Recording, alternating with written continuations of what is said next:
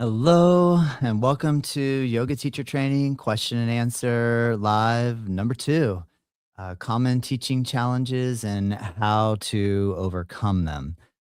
Please feel free to comment during this live tutorial with any questions that you have if you're a current yoga teacher and or someone who is thinking about joining a teacher training. I offer this tutorial live on YouTube and social media, other platforms, so that you can ask questions. All right, so I fielded a couple questions this week from some of my current yoga teacher trainers, and the first one that I want to address that I think is really good is I freeze up and forget what to say when I'm teaching.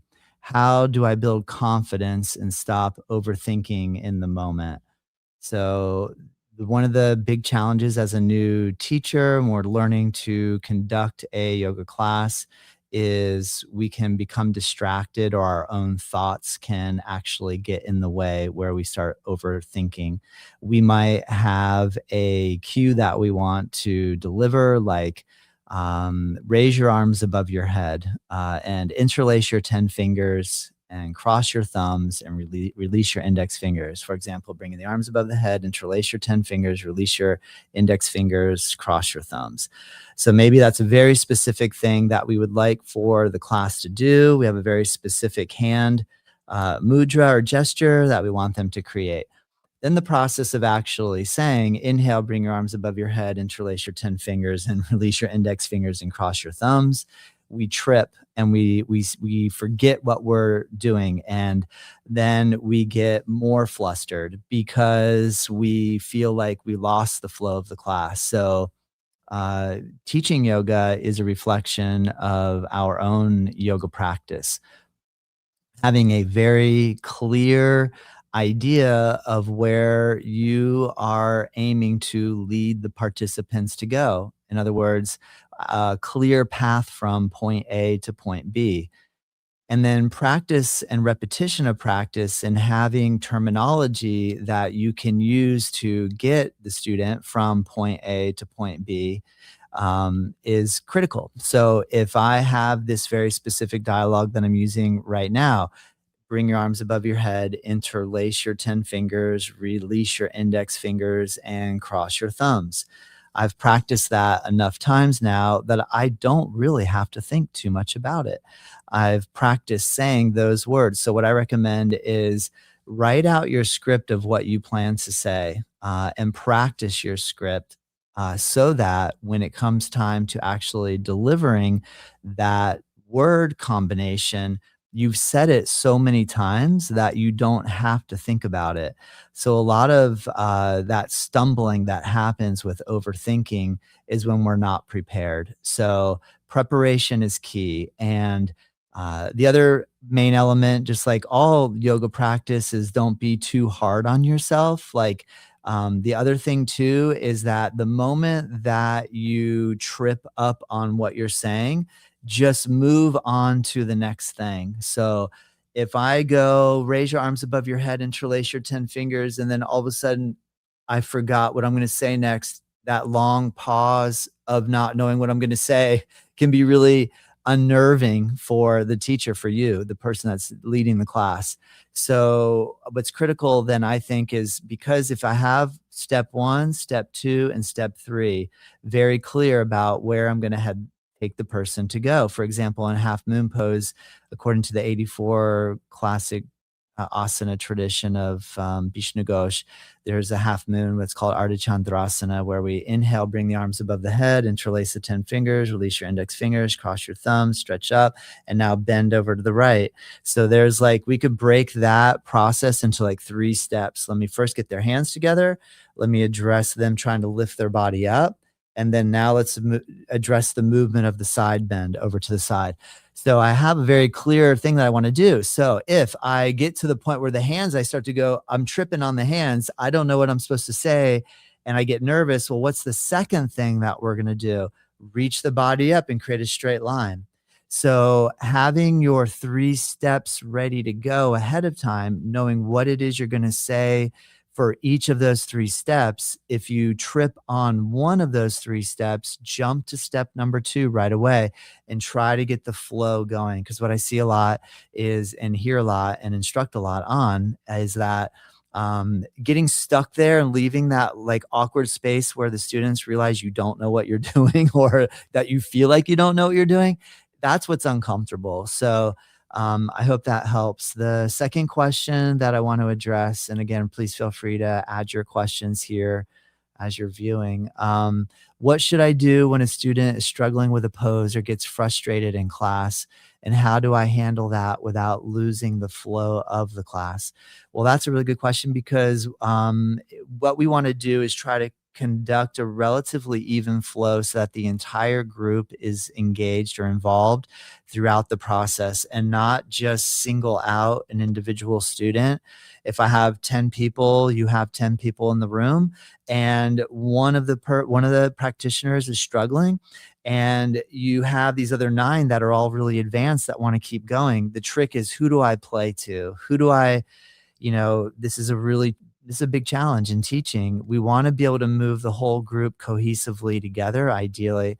Now, we have this theory of like no woman or child left behind. So this idea is that we, basically want to get the whole group to be able to participate and not exclude folks that are new or having a hard time with it.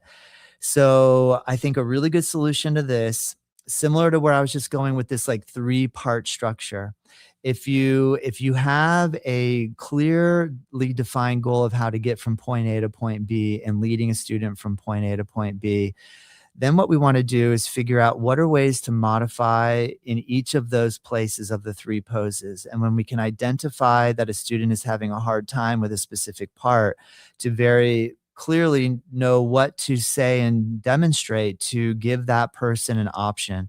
So if I have 9 people that all know the sun salutation and they can do low push-up, chaturanga, they can flow right up to up dog, and they can go to down dog. But I have one student that's brand new that has a really hard time going from standing to coming down to the floor. One thing I'll do is I'll go and stand next to the person that is brand new, and I'll demonstrate, and I'll very quickly say to them, follow me. And then I'll verbally lead the rest of the group through the sun salutation, but then I'll physically demonstrate an option for that new student. And that at least gives them something to follow. Usually people can learn the best through monkey see, monkey do, the ability to watch and then imitate what they see. What I find now, every person, every student either learns kinesthetically, visually, or auditorially. So that's why we're blending these 3 together while we're teaching. We're using vocal cueing that is very simple, clear, and effective. We are sometimes demonstrating and actually doing the posture next to them or near them. And then the third way is through hands-on assist, which is something that I recommend in the beginning. Don't use that so much. Focus first on your vocal quality and your ability to visually demonstrate to help the person to learn. But that's a really good way to navigate that specific challenge. The third question that I feel this week that I want to address with you here now is, how do you manage different levels in the same class, beginners and more experienced students, without making anyone feel left out or overwhelmed? And I pretty much addressed that in the last question, and I'll back it up again with a similar answer. What you need to do is be able to have an understanding of where the pinnacle place of each posture is, so that you can guide the person that is ready for it and can do it and take them to that point. At the same time, have the ability to know what a safe and simple modification is for the student that needs it. You're watching the room, you're paying attention to what each person is doing and to what level or degree they're able to move. Try to play to the middle of the room. Don't only just play to the advanced, and don't only just play to the absolute beginner. Try to find where the middle of the room is in terms of ability level, and then teach to that.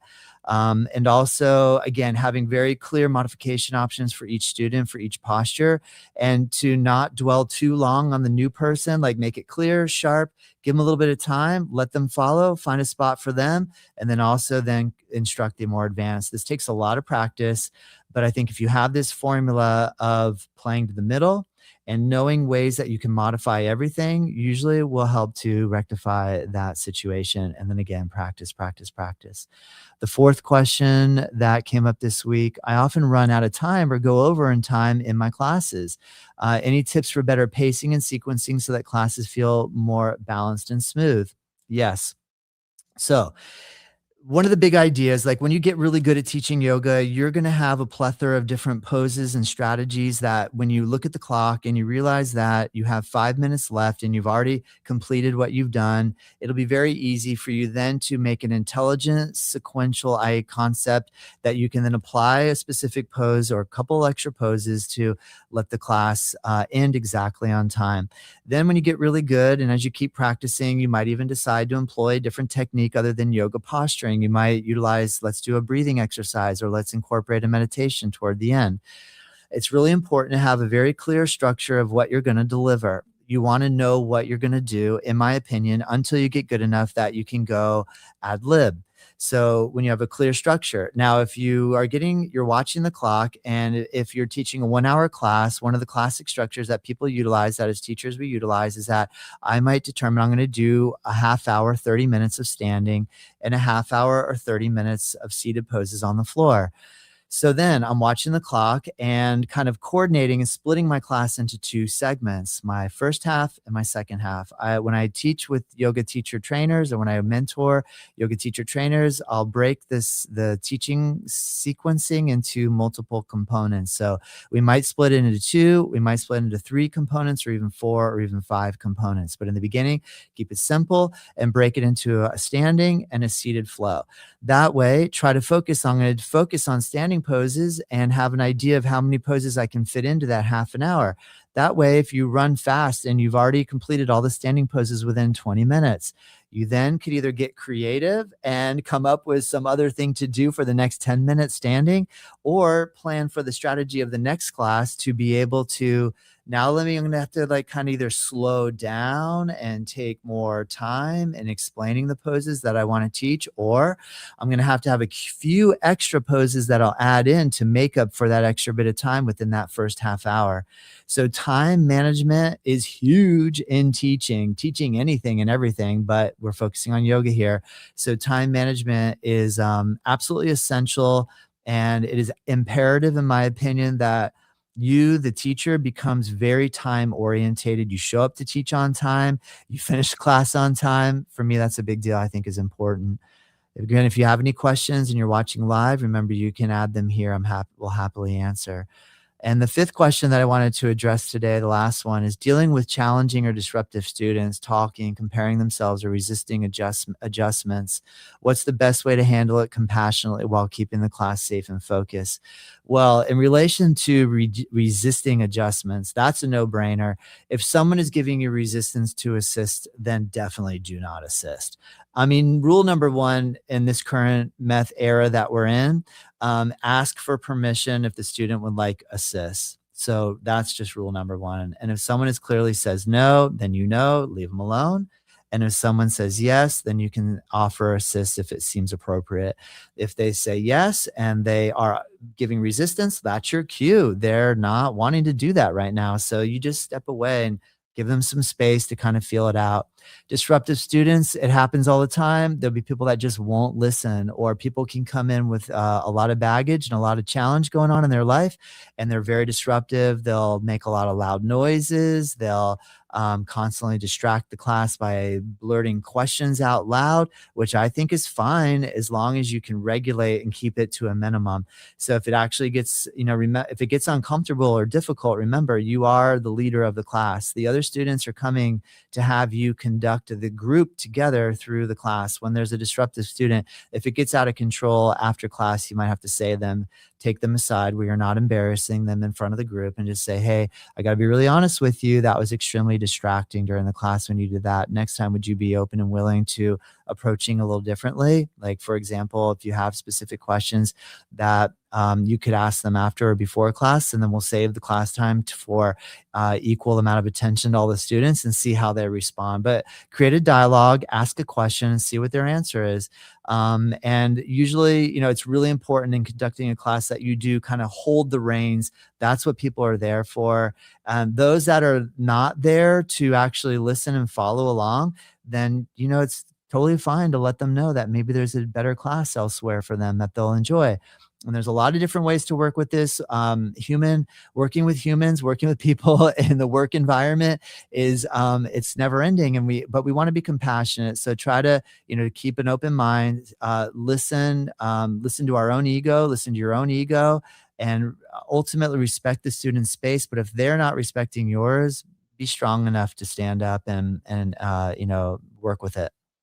All right. Well, there's a couple of answers to some common questions that I receive on the regular. If you have any questions in the description link, you can click, and I have a lot of information about my own mentorship training that I offer. If you have any questions, send them my way.